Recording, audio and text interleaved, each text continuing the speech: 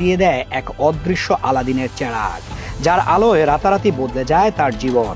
মাত্র কয়েক বছরের মধ্যেই গড়ে তোলেন কোটি টাকার বাড়ি, দামি গাড়ি আর অস্ত্রধারী নিজস্ব সন্ত্রাসী বাহিনী।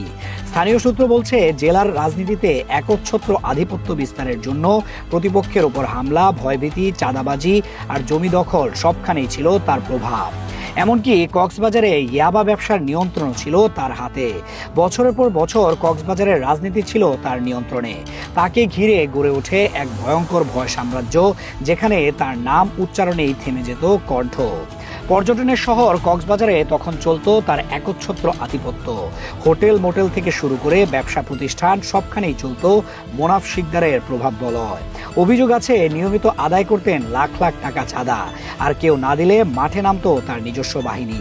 ধীরে ধীরে পুরো কক্সবাজারই পরিণত হয় এক আতঙ্কের নগরীতে, যার কেন্দ্রবিন্দুতে ছিলেন মোনাফ শিকদার। তবে রাজনীতির প্রভাবের সঙ্গে সঙ্গে বাড়তে থাকে শত্রুও।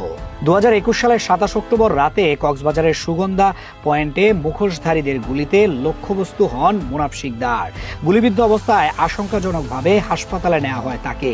ঘটনাটি তখন দেখা হয় পরিকল্পিত হত্যা চেষ্টা হিসেবে। এ নিয়ে থানায় মামলাও হয়, যেখানে উঠে আসে স্থানীয় রাজনীতির কয়েক প্রভাবশালী নেতার নামও।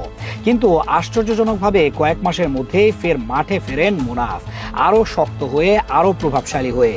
যেন আগুনের ভেতর দিয়েই জন্ম নেন নতুন মোনাফ।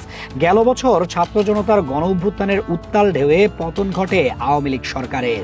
দেশ ছেড়ে পালান তৎকালীন প্রধানমন্ত্রী শেখ হাসিনা। সরকার পতনের পর থেকেই আত্মগোপনে চলে যান আলোচিত যুবলীগ নেতা মোনাফ শিকদার। তবে আত্মগোপনে থেকেও থামেননি তিনি, গোপনে চালিয়ে যাচ্ছিলেন সংগঠনের কর্মকাণ্ড। সম্প্রতি ঢাকায় আওয়ামী লীগের একটি মিছিলে অংশ নিয়ে নিজের ফেসবুক আইডিতে লাইভ দেন মোনাফ। সেখান থেকেই আবারও গোয়েন্দা নজরে আসে তার নাম।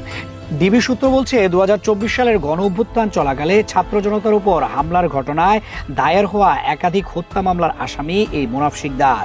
গত 6 মে কক্সবাজারে নিষিদ্ধ ঘোষিত যুবলীগের ব্যানারে বের হয় একটি ঝটিকা মিছিল, যেখানে সামনের সারিতেই দেখা যায় মোনাফকে। ভিডিওটি সামাজিক মাধ্যমে ছড়িয়ে পড়তেই তীব্র আলোচনা শুরু হয়। শুক্রবার 17 অক্টোবর রাত 11:30টার দিকে রাজধানীর একটি সেলুনে চুল কাটার সময় তাকে গ্রেফতার করে ঢাকা মহানগর গোয়েন্দা পুলিশ।